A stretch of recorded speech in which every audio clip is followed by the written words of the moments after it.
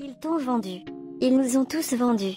À notre naissance, nous sommes un titre boursier, une valeur mobilière. Le travail et la consommation de toute ta vie ont déjà été payés. Notre énergie est la caution des crédits d'une société privée appelée gouvernement.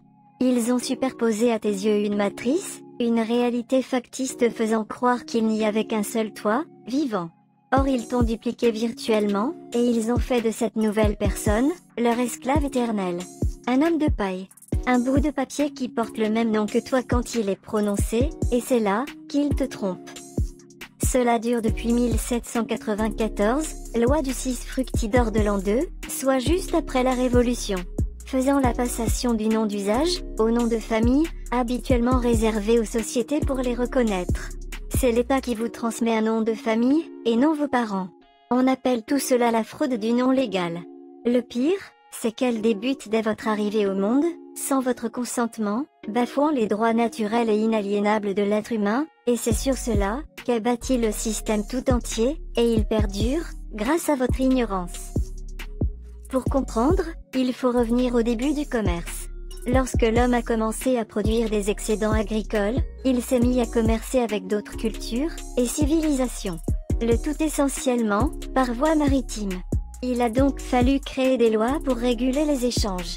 C'est là que le droit maritime est né. Les lois étaient donc liées au pavillon, le drapeau sur un bateau. La règle voulait que le pavillon du navire représentait les règles qu'il appliquait.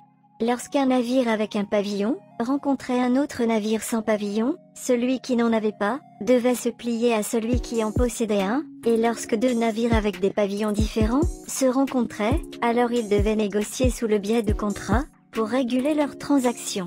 Notre fonctionnement juridique est issu du droit maritime, toutes ces notions se retrouvent au quotidien.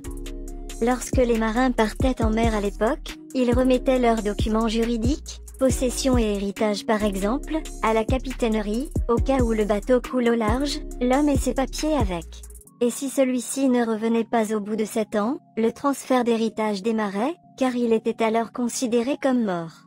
Aujourd'hui à la venue au monde de l'enfant, celui-ci est considéré comme égaré en mer, par l'État, la capitainerie. Si vous ne vous manifestez pas jusqu'à la 7e année, automatiquement l'État vous déclare mort en mer, et seule votre personnalité juridique demeure.